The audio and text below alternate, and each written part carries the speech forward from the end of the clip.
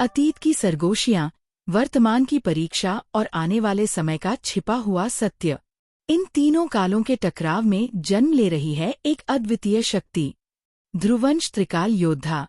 आप देख रहे हैं राम जय एस्पायर टॉक्स। शुरू करने से पहले चैनल को सब्सक्राइब करें और इस महायात्रा का हिस्सा बनें। चलिए शुरू करते हैं आज का अध्याय। ध्यान दें, हमने वीडियो की आवाज में थोड़ा बदलाव किया है। अगर आपको आवाज अलग लगे तो कृपया समझें और सपोर्ट करें। एपिसोड 1486 अंतिम परत।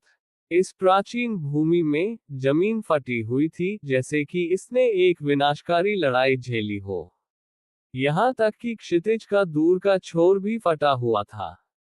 टूटी हुई जमीन पर एक गहरा लाल पहाड़ चुपचाप खड़ा था, जो एक प्राचीन और अमर आभा प्रसारित कर रहा था, एक रहस्यमय अनुभूति दे रहा था। गहरे लाल पहाड़ पर एक विशाल मंच पर तीन छायाएं थीं।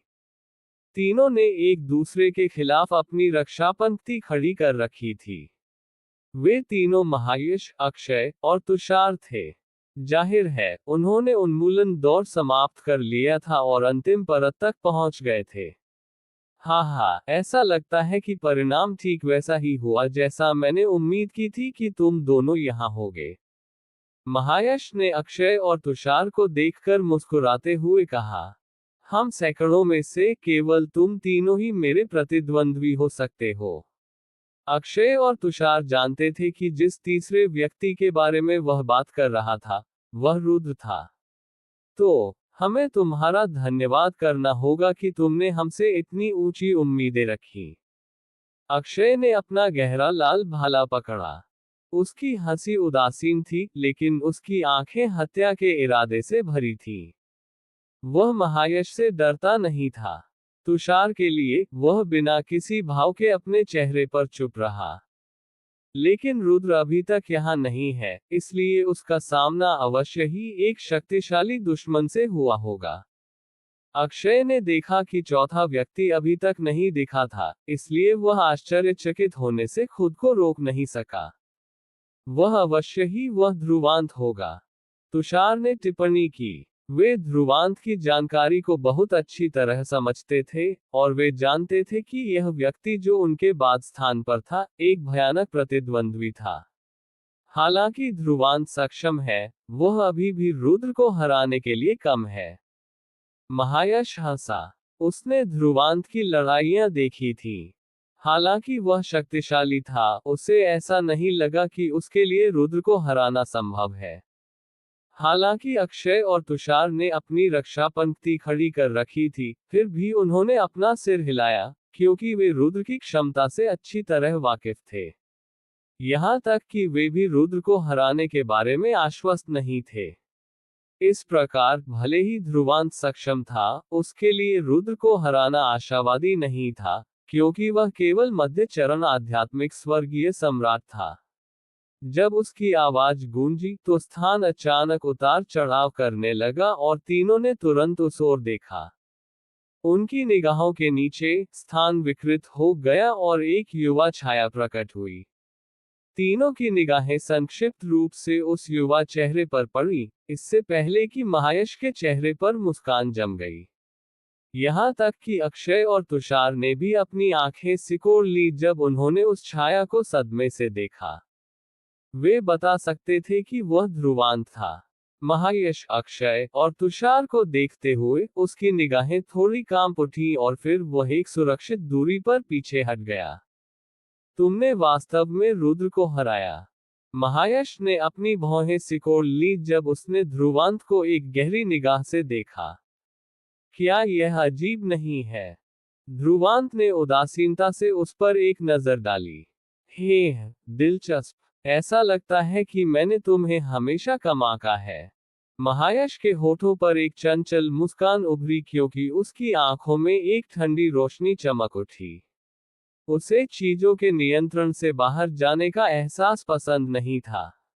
ध्रुवांत ने भी उस पर ध्यान नहीं दिया, बल्कि गहरे लाल पहाड़ को देखा। वह एक अकथनीय खिंचाव बल महसूस कर सकता था। पहाड़ से निकलने वाली अमर आभा बिल्कुल अमर स्वर्ण शरीर के समान थी। इसने ध्रुवांत के दिल की धड़कन तेज कर दी। तो क्या आदिम अमर शरीर पहाड़ में छिपी है?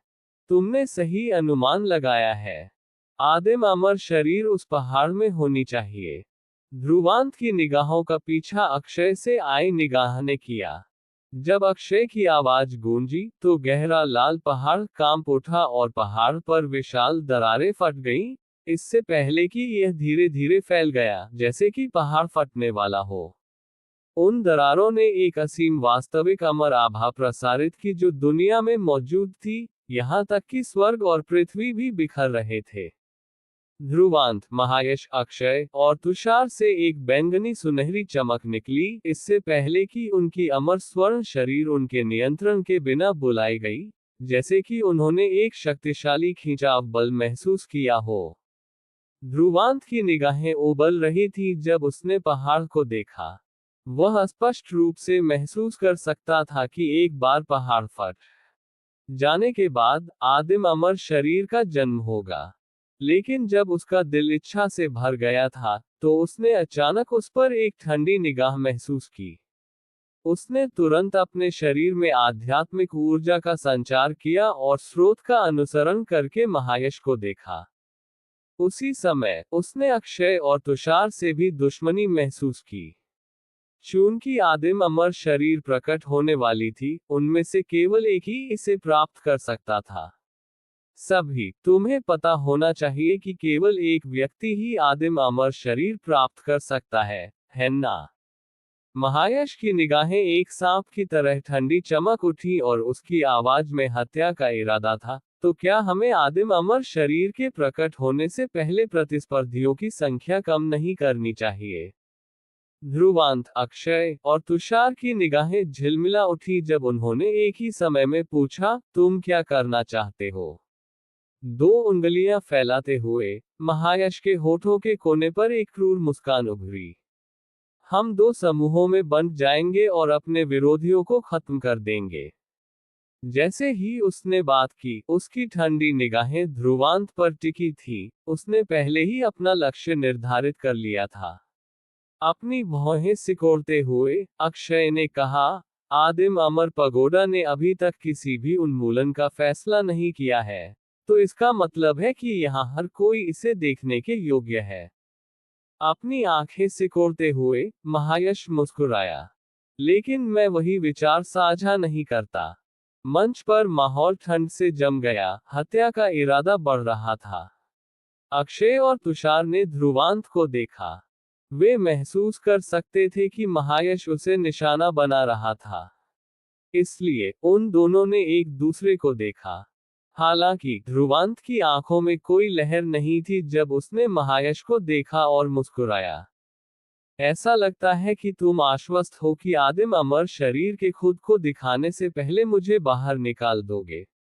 धीमी आवाज के साथ महायश ने उत्तर दिया, यदि तुम्हें लगता है कि तुम रुद्र को हराकर मेरे सामने खड़े होने के योग्य हो, तो तुम बहुत भोले हो।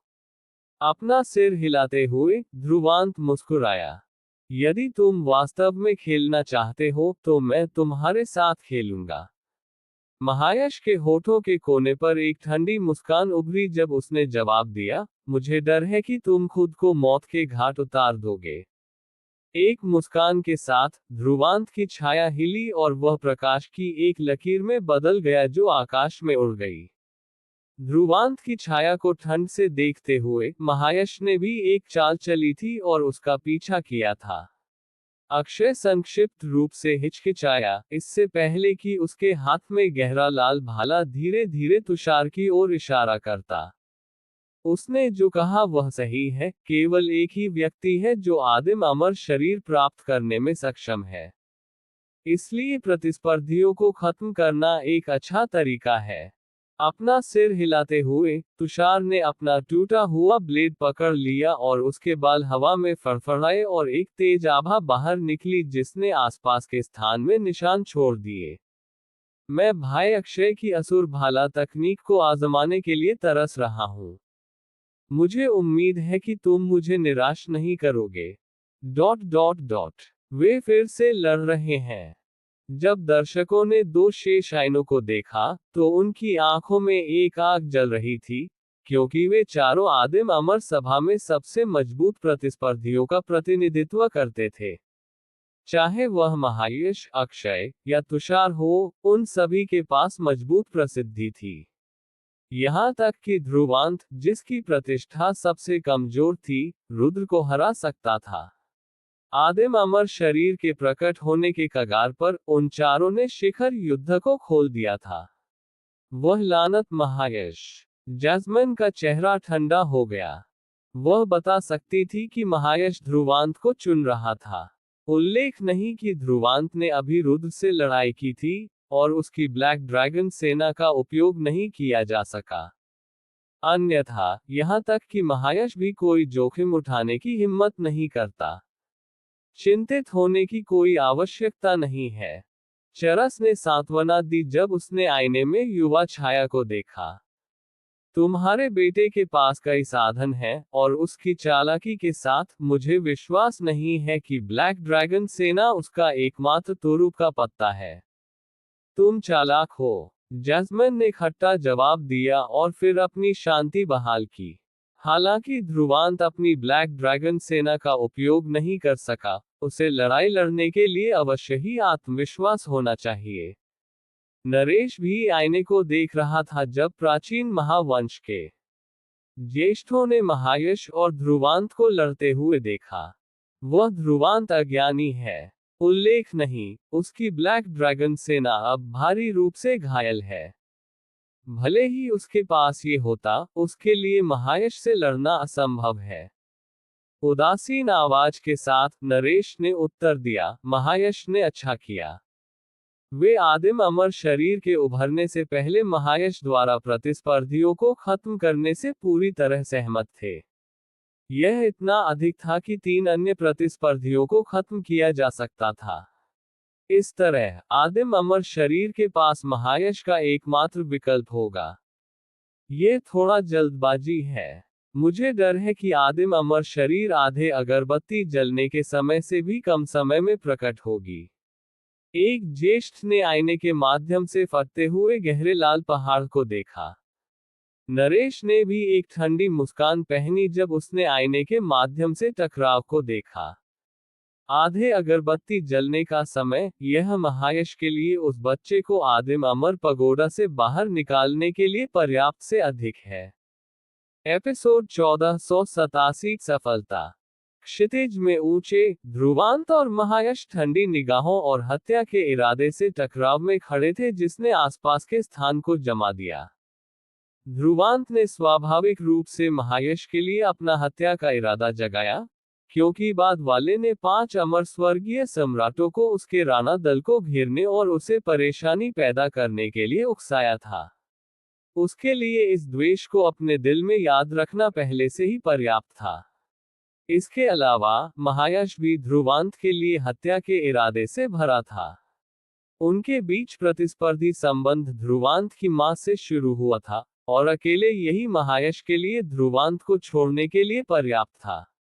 जबकि उन दोनों के दिलों में हत्या का इरादा था, वे स्वाभाविक रूप से दूसरे को जाने नहीं देना चाहते थे। यदि तुम होशियार हो, तो तुम अभी आदिम अमर पगोडा छोड़ दोगे। महायश के काले और सफेद वस्त्र हवा में धीरे से फड़फड़ाए और उसके चेहरे पर कोई उतार चढ़ाव नहीं था जब उसने ध्रुवांत को ठंड से देखा। ये तब कहना जब तुम आदिम अमर शरीर प्राप्त कर लो। ध्रुवांत मुस्कुराया। मुझे बस डर है कि तुम उसे देखने के लिए जीवित नहीं रहोगे। महायश ने आह भरी क्योंकि उसके शरीर से आध्यात्मिक ऊर्जा का एक असीम बवंडर बह निकला और पूरे स्वर्ग और पृथ्वी को निगल लिया। दबाव महसूस करते हुए ध्रुवांत का चेहरा भी गंभीर हो गया था।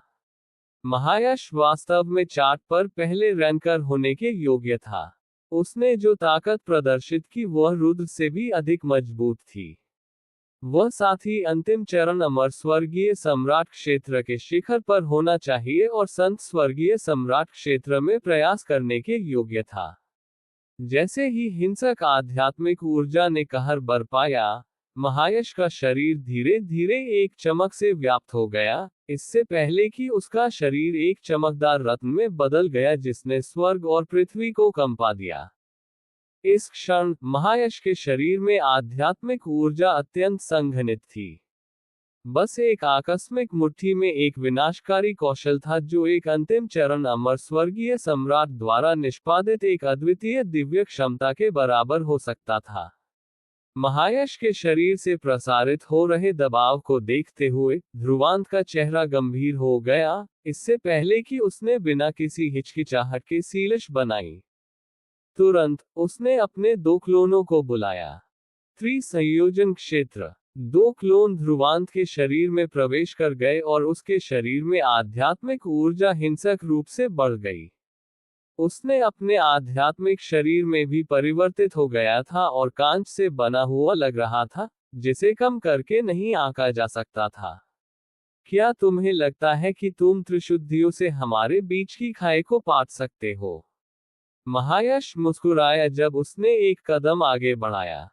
स्थान ढह गया, इससे पहले कि वह ध्रुवांत के सामने प्रकट हुआ और एक प्रहार किया।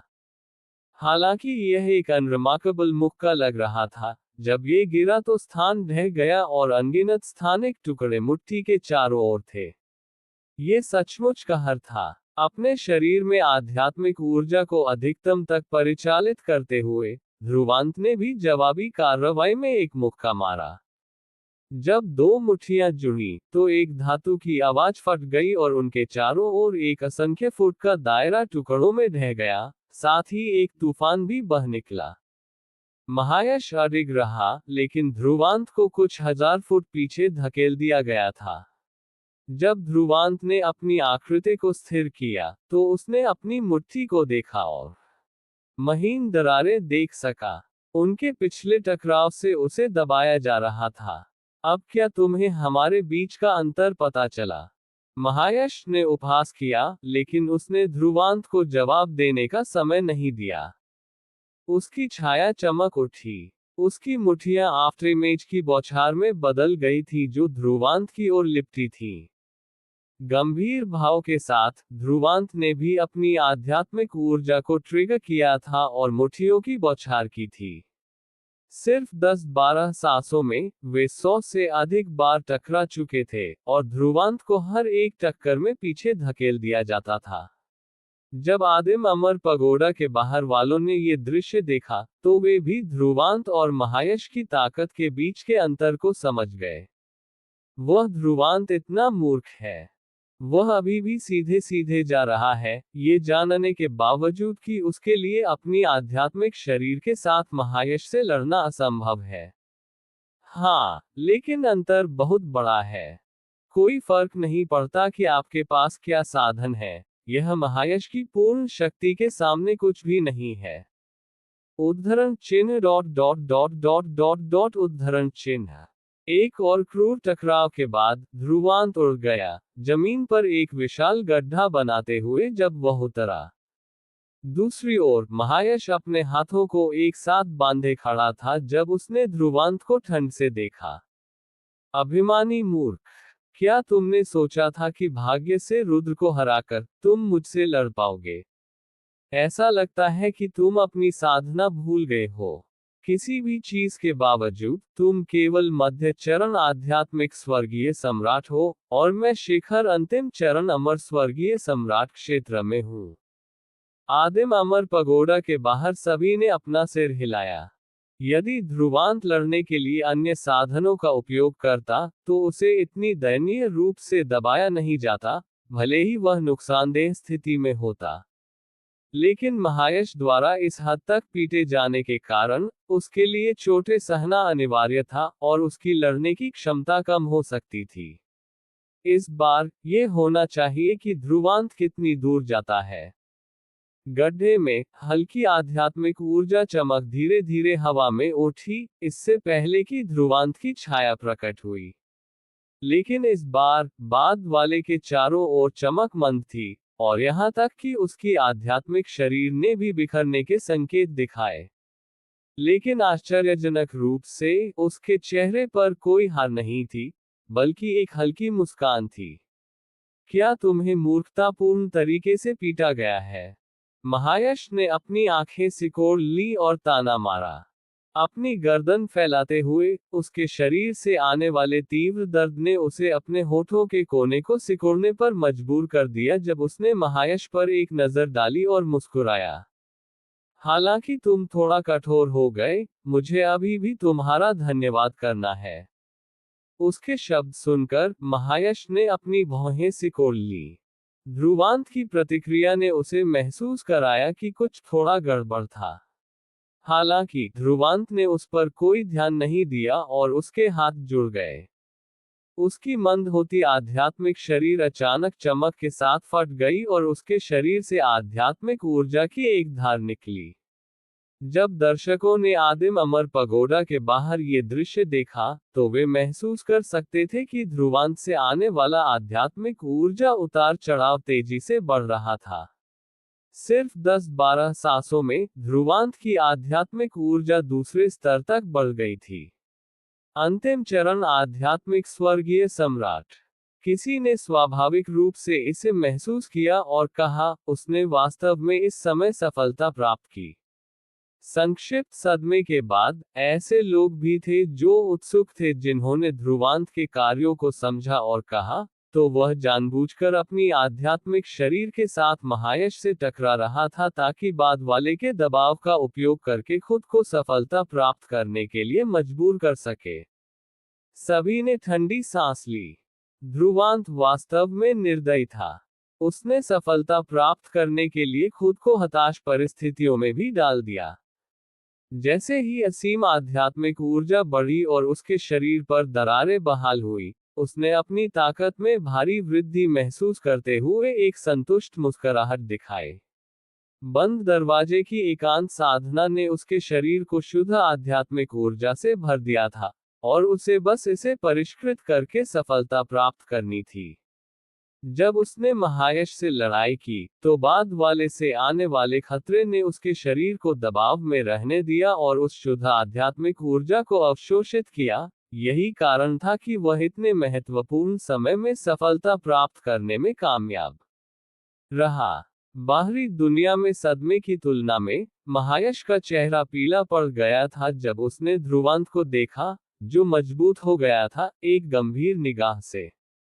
उसने शुरू में महसूस किया था कि ध्रुवांत का उससे सीधे सीधे टकराना मूर्खतापूर्ण था, लेकिन वास्तविकता ने उसे थप्पड़ मार दिया था।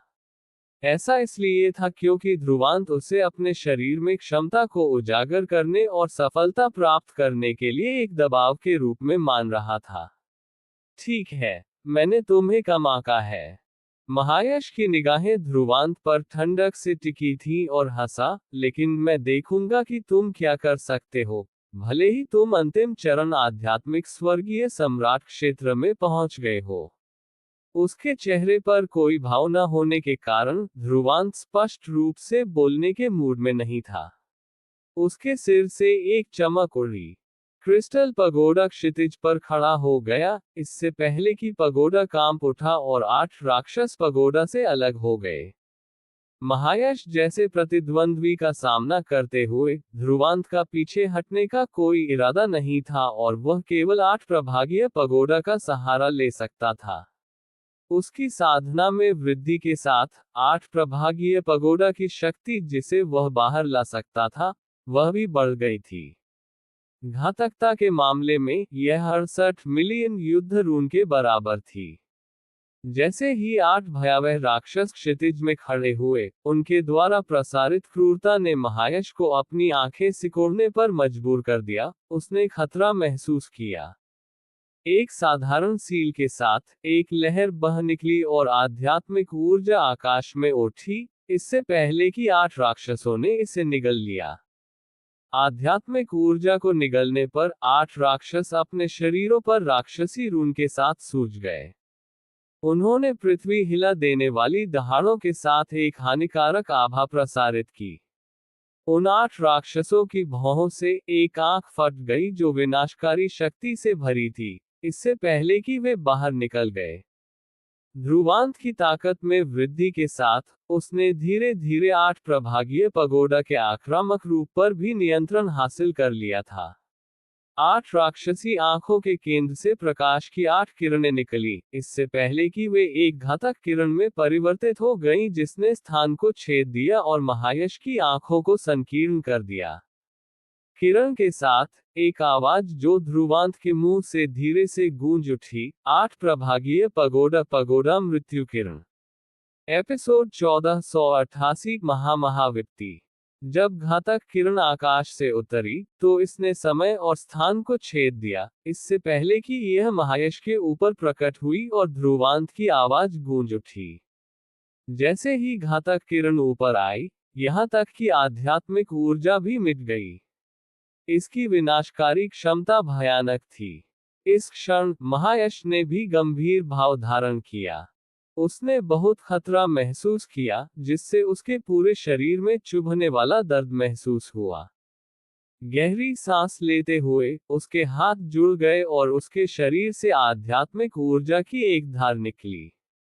स्वर्गीय महाघंटी। उसके मुंह से एक आवाज गूंज उठी क्योंकि उसके चारों ओर काली और सफेद चमक हिंसक रूप से परिचालित हुई, इससे पहले कि यह उसके चारों ओर एक विशाल काली और सफेद घंटी में बदल गई। वह स्वर्गीय महाघंटी है। यह प्राचीन महावंश की शीर्ष अद्वितीय दिव्य क्षमताओं में से एक है। जब पगोडा के बाहर के दर्शकों ने यह दृश्य देखा तो उन्होंने गंभीर भाव धारण किए। वे बता सकते थे कि महायश किस खतरे में था कि उसने इस दिव्य क्षमता का सहारा लिया। अंतिम चरण आध्यात्मिक स्वर्गीय सम्राट क्षेत्र तक पहुंचने के बाद ध्रुवांत की ताकत स्पष्ट रूप से एक बड़ी वृद्धि से गुजरी थी। आखिरकार ध्रुवांत के पास त्रिशुद्धियों का प्रवर्धन था और उसकी ताकत में थोड़ी सी भी वृद्धि उसकी लड़ने की क्षमता के लिए एक बड़ी वृद्धि होगी। नरेश ने गंभीर भाव धारण किया और यहाँ तक कि प्राचीन महावंश के ज्येष्ठ भी चौंक गए। उन्होंने कभी उम्मीद नहीं की थी कि महायश ऐसी स्थिति में होगा जब वह पहले पूर्ण ऊपरी हाथ पकड़ रहा था। सभी निगाहों के नीचे घातक किरण काली और सफेद घंटी पर मारी गई। संपर्क के उस पल में कोई बड़ी आवाज उत्पन्न नहीं हुई, लेकिन चौंकाने वाली बात यह है कि घंटी धीरे धीरे घुल रही थी। हालांकि घंटी पर आध्यात्मिक ऊर्जा विरोध कर रही थी, हर कोई बता सकता था कि काली किरण अभी भी धीरे धीरे घंटी को घोल रही थी। काली किरण अनगिनत चींटियों के समान थी जो हर दिशा में फैल गईं। लगभग कुछ सांसों के बाद घंटी काली हो गई थी। एक गहरी आवाज गूंज उठी क्योंकि घंटी राख में बिखर गई और महायश का पीला भाव नीचे प्रकट हुआ। जब काली राख नीचे गिरी तो एक अवशेष काली किरण ऊपर आए और महायश की भौहों के केंद्र पर निशाना साधा गया। काली किरण तेज थी, लेकिन महायश धीमा नहीं था। उसने एक कदम उठाया और काली किरण उसके चेहरे के पास से गुजरी। इसने उसके चेहरे पर काले खून के साथ एक घाव खींचा। लेकिन जिसने महायश का चेहरा बदल दिया वह ये था कि यह एक जहर के समान था जो धीरे धीरे फैल गया और जीवन शक्ति को नष्ट कर दिया। महायश ने चाकू हाथ बनाया और उसे अपने चेहरे पर रगड़ा। उसने फैलाव को रोकने के लिए तुरंत अपने चेहरे पर मांस का एक टुकड़ा काट दिया था, लेकिन उसके चेहरे पर मांस के उस टुकड़े के बिना खून ने उसके चेहरे को ढक लिया, जिससे वह भयावह लग रहा था। पगोडा के बाहर हर कोई भौंचक्का रह गया। उन्होंने कभी उम्मीद नहीं की थी कि महायश ऐसी स्थिति में होगा जब वह पहले लाभ उठा रहा था। बहुत अच्छा, चरस ने ताली बजाई। ध्रुवांत के हमले को देखना संतोषजनक था।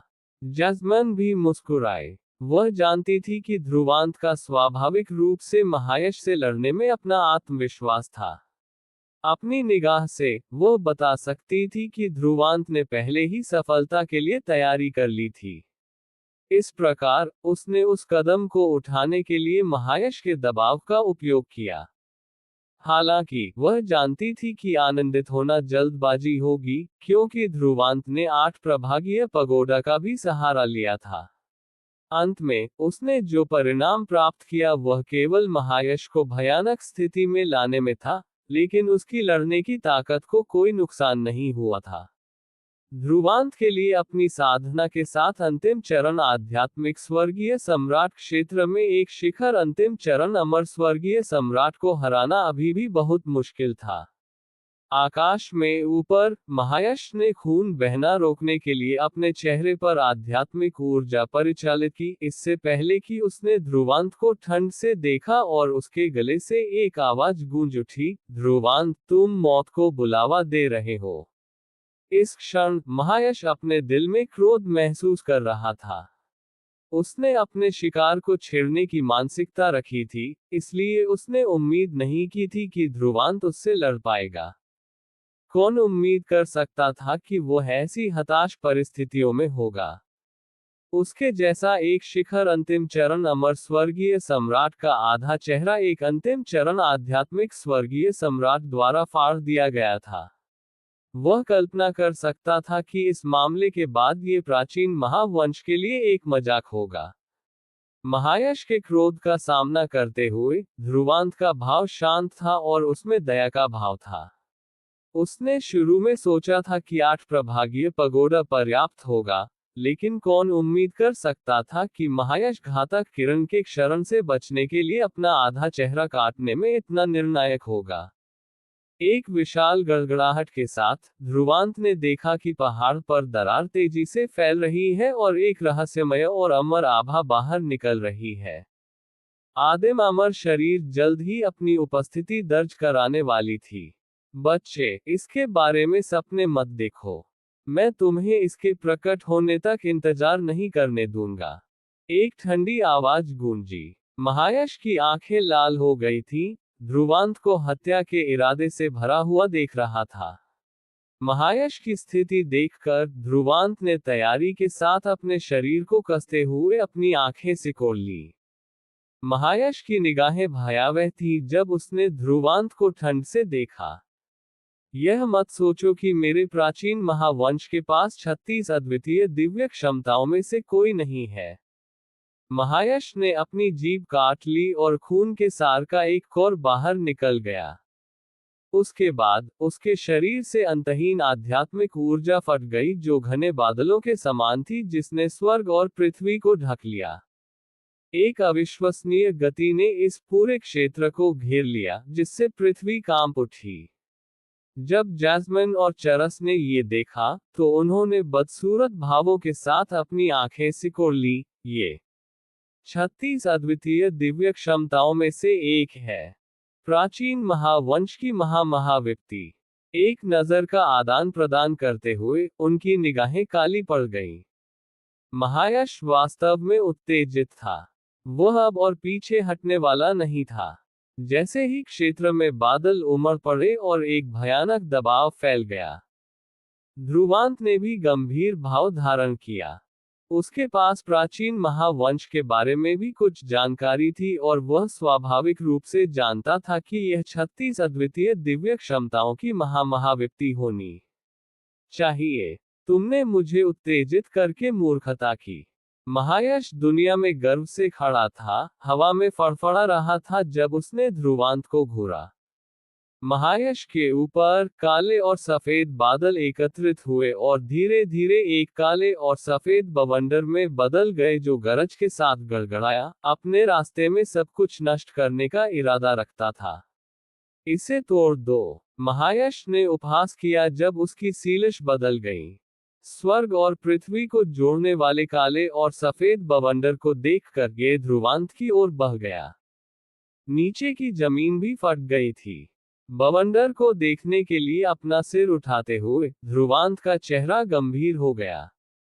अगले ही पल उसने गहरी सांस ली और उसके हाथ में एक हड्डी का आईना प्रकट हुआ। यह अमर रंग अद्वितीय संत कलाकृति थी, प्राचीन दिव्य संघ आईना जिसे उसने गोस्ट एम्परर से प्राप्त किया था। जब महायश ने आईना देखा तो उसने तुरंत अपने दिल में एक क्रोध जलता हुआ महसूस किया। ये कुछ ऐसा था जिसे उसने गोस्ट एम्परर को ध्रुवांत से निपटने के लिए उधार दिया था। लेकिन अंत में ध्रुवांत इसका उपयोग उसके खिलाफ कर रहा था। महायश की ठंडी निगाह को नजरअंदाज करते हुए उसने धीरे से अपने हाथ में आईना उछाला और ये तेजी से फैल गया।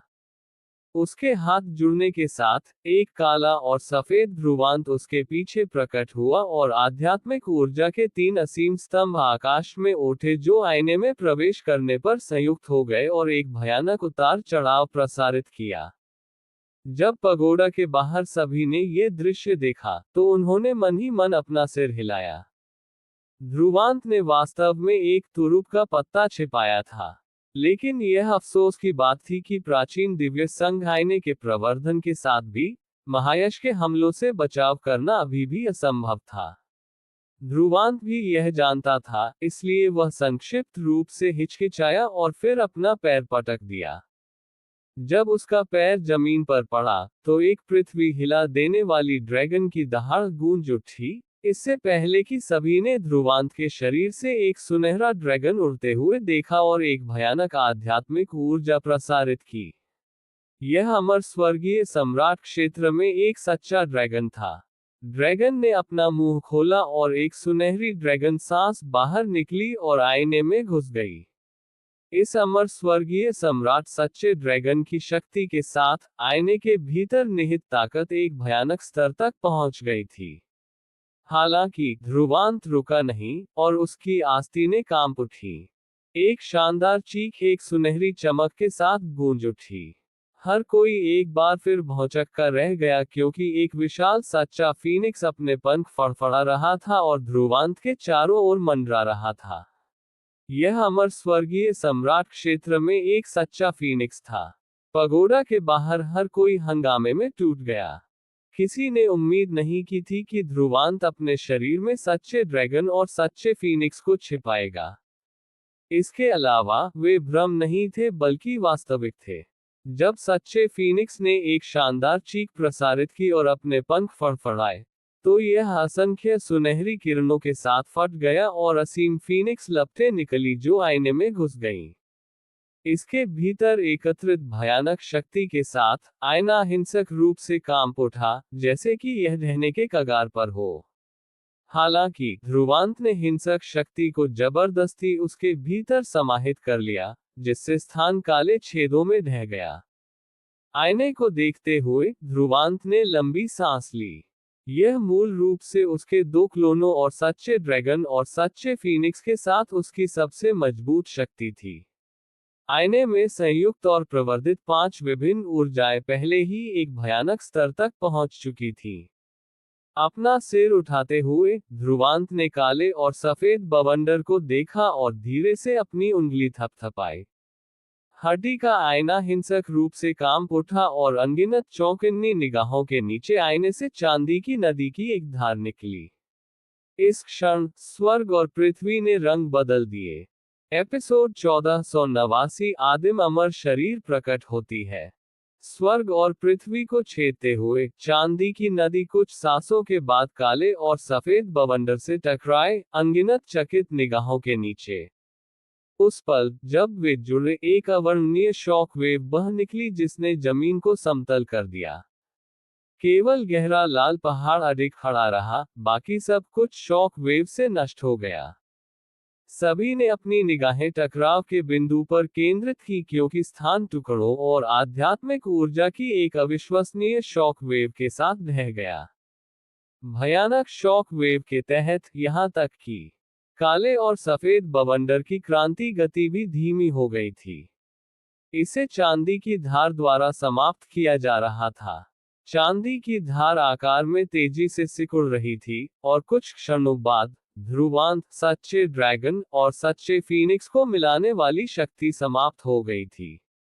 इस प्रकार धार चिंगारियों में बिखर गई। लेकिन जब धार गायब हो गई तो बवंडर ने भी एक छेदने वाली चरमराती आवाज प्रसारित की और धीरे धीरे धीमा हो गया। इस क्षण ये केवल काले और सफेद रंग का एक बवंडर लग रहा था। अचानक दरारें दिखाई दी और तेजी से फैल गईं, इससे पहले कि बवंडर अनगिनत चौकन्नी निगाहों के नीचे ढह गया। उसने वास्तव में विरोध किया। आदिम अमर पगोडा के बाहर से चकित आवाजें गूंज उठी और सभी के चेहरे पर अविश्वास था। महायश की ताकत के साथ वह दिव्य क्षमता व्यवहारिक रूप से संत स्वर्गीय सम्राट क्षेत्र के नीचे अजेय थी।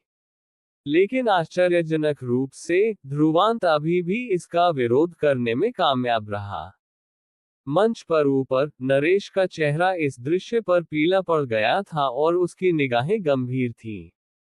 प्राचीन महावंश के ज्येष्ठ भी क्रूर वास्तविकता पर अविश्वास से भरे थे। लेकिन भले ही वे अनिच्छुक हों, तथ्य उनके सामने रखे गए थे। तुम्हारा बेटा वास्तव में दुर्जय है। चरस स्तब्ध रह गया और फिर उसने आह भरी। जैस्मिन के चेहरे पर भी सदमा था, क्योंकि उसने उसकी उम्मीदों को पार कर लिया था। लेकिन जब उसने चरस की आवाज सुनी तो वह मुस्कुराने से खुद को रोक नहीं सकी। ये कैसे संभव है? महायश का चेहरा इस दृश्य पर गंभीर था, क्योंकि उसकी माथे पर नसें उभर आई थीं। उसकी यह चाल अक्षय जैसों को भी हरा सकती थी, लेकिन ये ध्रुवांत के लिए कुछ नहीं कर सकी। बदमाश! महायश ने चरमराती आवाजों के साथ अपना हाथ भींच लिया।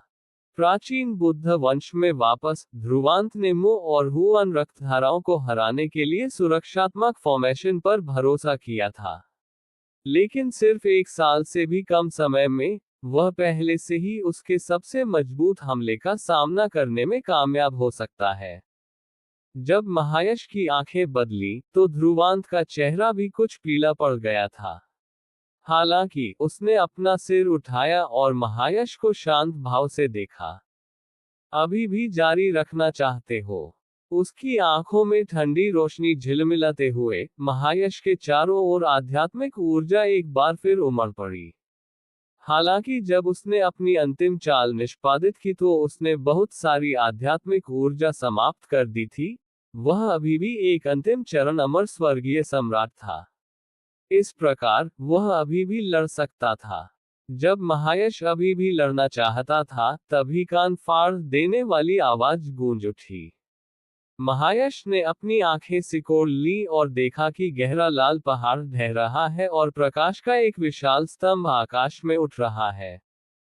प्राचीन स्तंभ में एक अस्पष्ट आकृति थी जिसने महायश की आंखों को लालच से रंग दिया। आदिम अमर शरीर। महायश ने महसूस किया कि उसका दिल बेतहाशा धड़क रहा है। इससे पहले कि उसने ध्रुवांत पर एक नजर डाली, फिर उसने उसे नजरअंदाज कर दिया। वह जमीन पर उतरा और उस स्तंभ को धधकती निगाहों से देखा। महायश को देखते हुए, ध्रुवांत ने जो मुट्ठी भींची थी वह भी ढीली हो गई थी। उसने भी राहत महसूस की, क्योंकि उसका शरीर व्यावहारिक रूप से आध्यात्मिक ऊर्जा से समाप्त हो गया था, और उसके पास अब महायश से लड़ने की ऊर्जा नहीं थी। जब वह महायश की महाविपत्ति का सामना कर रहा था, उसने व्यावहारिक रूप से अपने शरीर में सारी आध्यात्मिक ऊर्जा समाप्त कर दी थी। यदि महायश एक और हमला करता, तो वह केवल पीछे हट सकता था। लेकिन यदि ऐसा होता, तो वह आदिम अमर शरीर के लिए पहल खो देता। सौभाग्य से, महायश आदिम अमर शरीर की उपस्थिति से विचलित नहीं हो सका। अंत में, मैंने महायश को कम आंका है। भले ही मैंने अंतिम चरण आध्यात्मिक स्वर्गीय सम्राट क्षेत्र में कदम रखा है, मैं मुश्किल से उससे लड़ सकता हूँ। यदि मैं उसे हराना चाहता हूं, तो मुझे अमर स्वर्गीय सम्राट क्षेत्र में कदम रखना होगा। आह भरते हुए, ध्रुवांत ने लाखों बूंदे सम्राट आध्यात्मिक तरल की बाहर निकाली और उन्हें शरीर में निगल लिया और उसके शरीर में दिव्य पगोडा चमक के साथ विकीर्ण हुआ, क्योंकि यह तेजी से परिष्कृत और अवशोषित हुआ। अपने शरीर में आध्यात्मिक ऊर्जा को धीरे धीरे ठीक होते हुए महसूस करते हुए, ध्रुवांत ने अपने तने हुए शरीर को आराम दिया और एक दूर की पहाड़ी पर उतरा। उसने अपनी निगाहें बाहर डाली और देखा कि महायश के अलावा अक्षय और तुषार ने भी एक दूरी बनाए रखी थी। जाहिर है, वे दोनों भी एक दूसरे को नीचे नहीं गिरा सके। ध्रुवांत के आगमन को महसूस करते हुए, अक्षय और तुषार ने जिज्ञासु निगाहें डाली, क्योंकि उन्होंने पहले की लड़ाई देखी थी। इस प्रकार उनकी आंखों में भी गंभीरता और भय का भाव था। आदिम अमर शरीर आखिरकार उभर रही है। ध्रुवांत ने अपना सिर उठाया और उस विशाल स्तंभ को देखा जिसने एक प्राचीन और रहस्यमय आभा प्रसारित की। स्तंभ के भीतर एक प्राचीन छाया स्पष्ट रूप से देखी जा सकती थी। उस आकृति को देखकर ध्रुवांत का शरीर कांप उठा और अमर स्वर्ण शरीर उसकी पीठ के पीछे प्रकट हुई जैसे कि उसे बुलाया गया हो। ध्रुवांत की आंखों में उत्तेजना का भाव था। यहाँ तक कि 3 अन्य भी ऐसी उत्तेजना से उबल रहे थे जो माहौल को रोशन कर सकती थी। बाहर आदिम अमर पगोडा शांत था। हर कोई उस स्तंभ को अपनी आंखों में आग के साथ देख रहा था। वह आदिम अमर शरीर थी, लिविरिया में 5 आदिम दिव्य शरीरों में से एक। जो कोई भी इसे प्राप्त करेगा वह निस्संदेह लिविरिया में एक शिखर अस्तित्व बन जाएगा। वह विशाल स्तंभ लंबे समय तक बना रहा और फिर सिकुड़ने लगा। जब ये सिकुड़ा तो एक छाया उसके केंद्र में बैठी थी। ऐसा था मानो वह प्राचीन छाया स्तंभ में निहित आध्यात्मिक ऊर्जा को अवशोषित कर रही हो। जैसे जैसे स्तंभ सिकुड़ता रहा, अंततः उस प्राचीन छाया द्वारा अवशोषित कर लिया गया। इस क्षण वह छाया भी अंततः सभी की धधकती निगाहों के नीचे प्रकट हुई। सभी ने अपनी आंखें चौड़ी कर ली। आखिरकार एक आदिम दिव्य शरीर की एक झलक पाना आसान नहीं था। जबकि वे निगाहें केंद्रित थीं, एक छाया जो लगभग 10 फुट ऊंची थी, स्वर्ग और पृथ्वी के बीच खड़ी थी। ये गहरे सुनहरे रंग की थी जिसमें धब्बेदार निशान थे जैसे कि इसने लाखों लाखों लड़ाइयां झेली हो।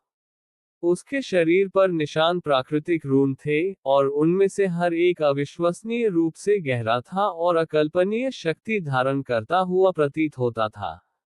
न हिलने के बावजूद हर कोई दिल दहला देने वाला उतार चढ़ाव महसूस कर सकता था। वह आदिम अमर शरीर है। ध्रुवांत ने उस छाया को देखा और हैरान होकर बड़बड़ाया। जबकि उसे संदेह महसूस हुआ, महायश एक लकीर में बदल गया था और उस छाया के सामने प्रकट हुआ और हाथ बढ़ाया। हा, आदिम अमर शरीर, मेरे साथ आओ, मैं तुम्हारा नया मालिक हूँ। अक्षय, तुषार और ध्रुवांत का रंग बदल गया और वे भी आगे बढ़े। लेकिन जब महायश का हाथ छाया को छूने वाला था, तो उस गहरे सुनहरी छाया ने अचानक अपनी आंखें खोली और उसमें कोई भावना नहीं थी।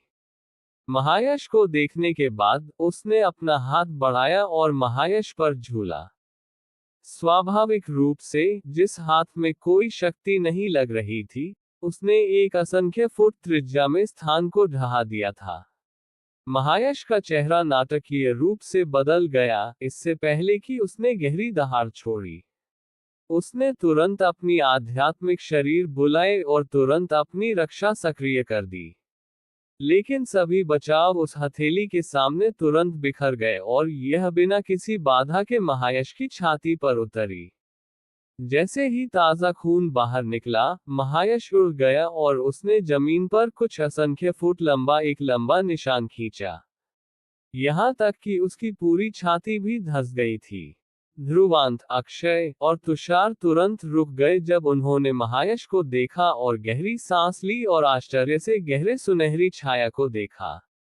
वे उस गहरे सुनहरी छाया से निकलने वाले ठीक और द्रुतशीतन हत्या के इरादे को महसूस कर सकते थे।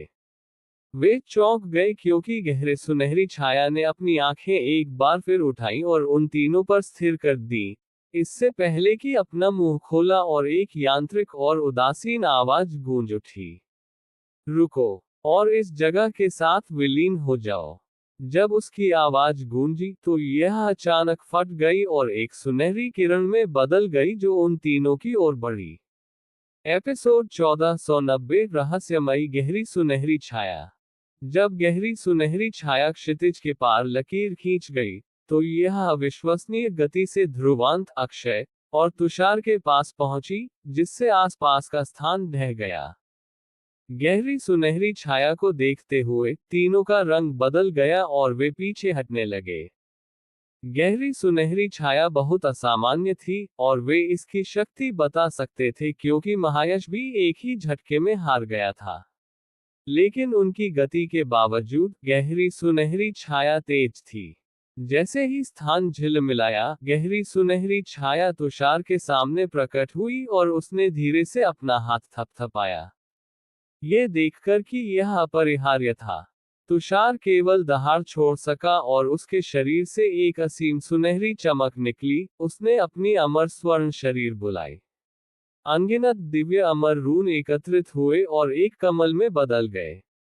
अमर कमल, यह अमर स्वर्ण शरीर की सबसे मजबूत रक्षात्मक क्षमता थी, और गहरी सुनहरी छाया का सामना करते हुए, यहाँ तक कि तुषार ने भी इसे हल्के में लेने की हिम्मत नहीं की। कमल पर थपथपाते हुए, ये संक्षिप्त रूप से जम गया, इससे पहले कि दरारें उस पर फैल गईं और फट गईं। जब कमल फटा, तो तुषार आश्चर्य से अपने चेहरे पर उड़ गया। उसका सबसे मजबूत बचाव कुछ ऐसा था जिसे महायश भी नष्ट नहीं कर सकता था। लेकिन ये गहरी सुनहरी छाया के सामने इतना नाजुक था। एक ही हथेली से तुषार को उड़ाने के बाद गहरी सुनहरी छाया अक्षय की ओर उड़ गई। असुर डोमेन। अक्षय ने गहरी सुनहरी छाया को देखा और अपने दांत भींच लिए, इससे पहले कि उसके हाथ में गहरा लाल भाला कांप उठा। तुरंत एक प्रचंड हत्यारी आभा आकाश में उठी। वह रक्षा के रूप में अपराध का उपयोग कर रहा था। भाला प्रकाश की एक किरण में बदल गया और इसने क्षितिज को फाड़ दिया, अनगिनत आफ्टर इमेज लाए और गहरी सुनहरी छाया की ओर बढ़ गया। अक्षय के हमले ने एक हत्यारा कदम उठाया था। लाखों करोड़ों आफ्टर इमेज बाहर निकल गए। ये कुछ ऐसा था जिसे महायश भी प्राप्त करने की हिम्मत नहीं करता, लेकिन गहरी सुनहरी छाया इससे परेशान नहीं थी। जब भाले उसके शरीर पर टकराए, तो उन्होंने तुरंत आग का विस्फोट प्रज्वलित कर दिया, लेकिन वे गहरी सुनहरी छाया को एक पल के लिए भी रोक नहीं सके। अपनी मुट्ठी भींचते हुए गहरी सुनहरी छाया ने एक प्रहार किया। चमक से स्थान ढह गया क्योंकि यह गहरे लाल भाले पर उतरा। एक धातु की टक्कर गूंज उठी और अक्षय का शरीर हिंसक रूप से कांप उठा, इससे पहले कि वह उड़ गया। उसकी बांह पर नसें खून बहने के साथ फट गई थी। यहाँ तक कि उसके हाथ में गहरा लाल भाला भी विलाप कर रहा था और ऐसा लग रहा था कि उसे गंभीर क्षति हुई है। जब ध्रुवांत ने गहरी सुनहरी छाया को एक चाल से तुषार और अक्षय को हराते हुए देखा, तो उसका चेहरा भी बदलने से खुद को रोक नहीं सका और वह तन गया।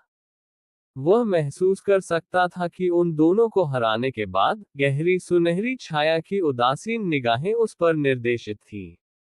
ये केवल एक संपर्क था जिसने ध्रुवांत को अपनी आंखें सिकोड़ने पर मजबूर कर दिया और उसने अपने सामने एक सुनहरी चमक देखी। गहरी सुनहरी छाया पास आ गई थी और अविश्वसनीय गति से उसके गले को पकड़ लिया था। एक तेज आंधी चली, और ध्रुवांत का शरीर अचानक कांप उठा। एक चमकदार फीनिक्स पंखों की जुड़ी उसकी पीठ के पीछे खुली और फड़फड़ाए। उसने एक आफ्टर इमेज छोड़ा, इससे पहले कि वह एक असंख्य फुट दूर प्रकट हुआ। सुनहरे हाथ ने आफ्टर इमेज को कुचल दिया और संक्षिप्त रूप से रुका, जैसे कि यह चौंक गया हो कि उसका हमला चूक गया था। ध्रुवांत अपनी पीठ से नीचे टपकते पसीने को महसूस कर सकता था। यदि वह थोड़ा बाद में होता, तो वह गहरी सुनहरी छाया द्वारा भारी रूप से घायल हो गया होता। लेकिन सौभाग्य से, उसने सच्चे फीनिक्स के पंखों का उपयोग किया, और उसकी गति चारों में सबसे तेज हो गई और वह बच निकला।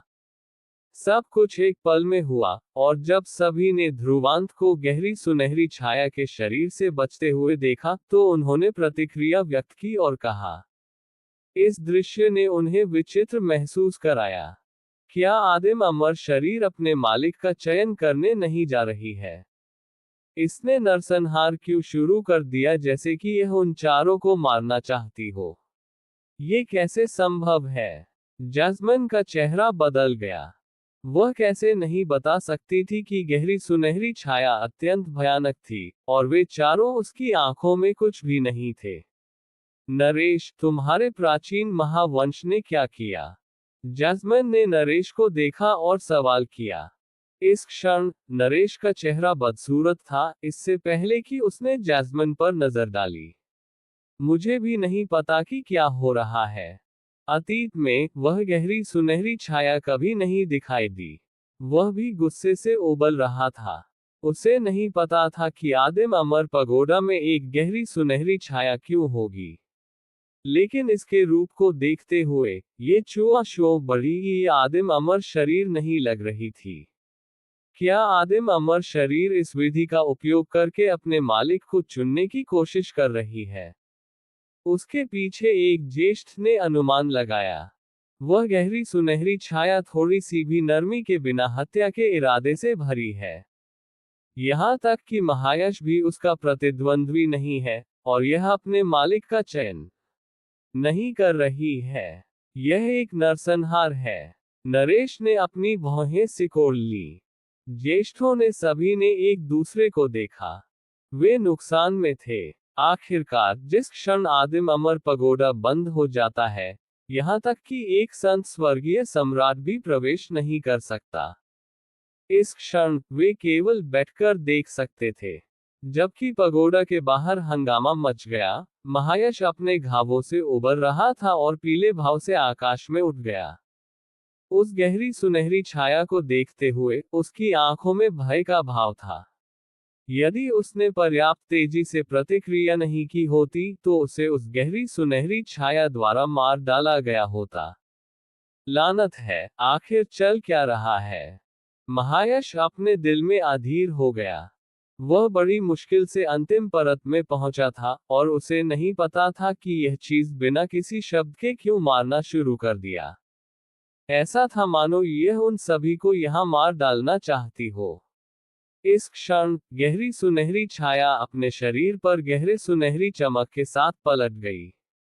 यह एक बार फिर से चाल चलना चाहती थी। ये देखकर महायश की पलकें झपकी जब वह चिल्लाया, दोस्तों, ये साथी अत्यंत असामान्य है, और हम में से कोई भी इसका प्रतिद्वंद्वी नहीं है। मेरा सुझाव है कि हम सब मिलकर काम करें। अक्षय और तुषार हिचकिचाए और फिर उन्होंने अपना सिर हिलाया। ऐसा इसलिए था क्योंकि उस संक्षिप्त टकराव में गहरी सुनहरी छाया से शक्ति बहुत भयानक थी। उनमें से एक भी इसका प्रतिद्वंद्वी नहीं था। अपने होंठ भींचते हुए ध्रुवांत ने महसूस किया कि भले ही वे चारों सेना में शामिल हो जाएं, वे इसका सामना नहीं कर सकते। लेकिन अभी कोई बेहतर विकल्प नहीं था, और वे केवल इसे आजमा सकते थे।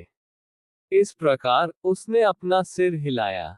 जैसे ही उन्होंने चर्चा की, गहरी सुनहरी छाया ऊपर आए और उनकी ओर बढ़ी।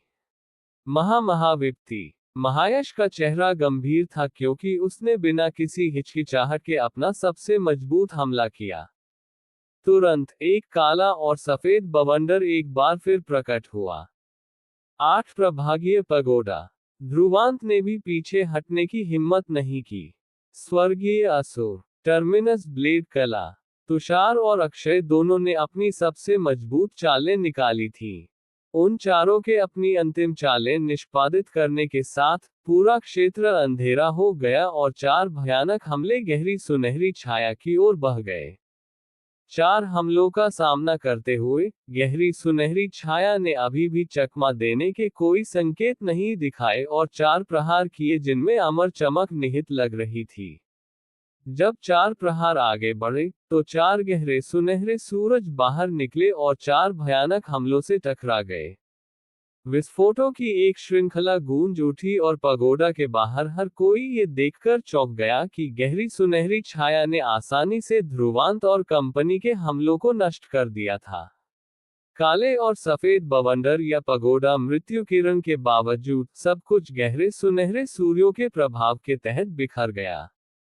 पगोडा के बाहर हर कोई सदमे से चुप था। उन चारों की शक्ति अकल्पनीय थी, लेकिन वे अभी भी गहरी सुनहरी छाया द्वारा आसानी से नष्ट कर दिए गए थे। दोनों पक्ष एक ही स्तर पर नहीं थे। शायद केवल एक वास्तविक संत स्वर्गीय सम्राट ही उस गहरी सुनहरी छाया को दबा सकता था। जब ध्रुवांत और कंपनी ने ये दृश्य देखा तो उन्होंने बदसूरत भाव धारण किए। यहाँ तक कि उनके सबसे मजबूत हमलों ने भी कोई प्रभाव प्राप्त नहीं किया। इस प्रकार वे निर्धारित कर सकते थे कि गहरी सुनहरी छाया कितनी शक्तिशाली थी। लानत है, महायश ने शाप दिया। यहाँ तक कि चारों के अंतिम हमले भी गहरी सुनहरी छाया को नहीं रोक सके, तो वे कैसे लड़ने जा रहे थे। ध्रुवांत ने भी अपनी भौहें सिकोड़ ली थीं। गहरी सुनहरी छाया बहुत शक्तिशाली थी। क्या ऐसा हो सकता है कि उन्हें आदिम अमर शरीर की स्वीकृति प्राप्त करने के लिए इस गहरी सुनहरी छाया को हराना पड़ा? लेकिन जब तक एक संत स्वर्गीय सम्राट प्रकट नहीं होता, उनमें से कोई भी इसे हरा नहीं सकता था। अचानक गहरी सुनहरी छाया ने दहाड़ छोड़ी और अपने दोनों हाथों को लहराया, बैंगनी सुनहरी चमक के साथ स्थान को फाड़ दिया। इसके बाद गहरी सुनहरी छाया ने अपना मुंह खोला और एक चूषण बल महसूस किया जा सकता था जो बैंगनी सुनहरी चमक को निकालना चाहता था। हालांकि चमक ने संक्षिप्त रूप से विरोध किया, इससे पहले कि इसे जबरदस्ती खींचा गया और निगल लिया गया। चमक को देखते हुए ध्रुवांत ने अपनी आंखें सिकोड़ ली। वह इससे एक परिचित उतार चढ़ाव महसूस कर सकता था। यह अमर उत्पत्ति थी। वह अमर उत्पत्ति आदिम अमर पगोडा द्वारा एकत्रित की जानी चाहिए थी, तो ये गहरी सुनहरी छाया इसे निगलने की कोशिश क्यों कर रही है? ध्रुवांत के मन में यह विचार कौन था? यदि वह गहरी सुनहरी छाया आदिम अमर शरीर थी, तो पगोडा को अमर उत्पत्ति इसे भेजनी चाहिए थी, और विरोध नहीं करती। क्या ये गहरी सुनहरी छाया वास्तविक आदिम अमर शरीर नहीं है? यदि यह आदिम अमर शरीर नहीं है, तो यह क्या है? गहरी सुनहरी छाया से ध्रुवांत ने एक घनी अमर आभा महसूस की जो कुछ हद तक अराजक थी। जैसे ही गहरी सुनहरी छाया ने चमक को निगला, उसके शरीर पर चमक गहरी हो गई और इससे निकलने वाला दबाव भी मजबूत हो गया। अपना सिर उठाते हुए गहरी सुनहरी छाया ने उन चारों को देखा और वे उसकी आंखों में लालच महसूस कर सकते थे और साथ ही एक धुंधली इच्छा फैल गई, मैं तुम सबको खा जाऊंगा। अगर कहानी पसंद आई हो तो राम जय एस्पायर टॉक्स को सब्सक्राइब जरूर करें। आगे क्या होने वाला है ये जानने के लिए हमारे साथ बने रहे और सुनते रहिए। मिलते हैं अगले भाग में ध्रुवांश त्रिकाल योद्धा।